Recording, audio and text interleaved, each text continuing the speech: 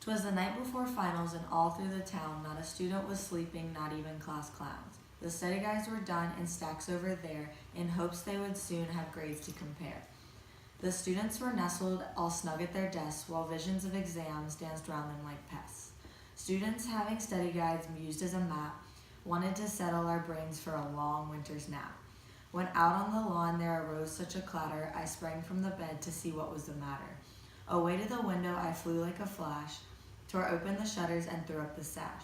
The moon on the breast of where there should be snow gave the luster of midday to objects below, when what to my wondering eyes should appear but a study group to make everything more clear.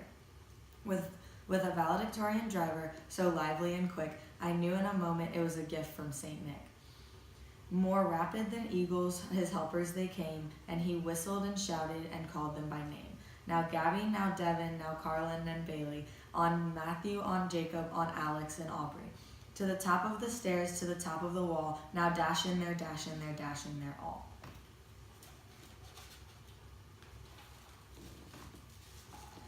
As dry leaves before the wild hurricane fly, when they meet with an obstacle mount to the sky. So up to PJ's the coursers they flew, with a bag full of books and some coffee too. And then in a twinkling I heard on the roof the prancing and pawing that had to be proof. As I drew in my head and was turning around, down the chimney St. Nicholas came with a bound. He was dressed all in fur from his head to his foot, and his clothes were all tarnished with ashes and soot. A bundle of exams were flung on his back, and he looked it like a peddler just opening his sack. His eyes, how they twinkled, his dimples, how merry. His cheeks were like roses, and his nose like a cherry.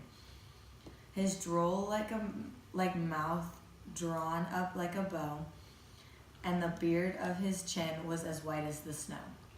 The stump of a pipe he held tight in his teeth, and the smoke encircled his head like a wreath.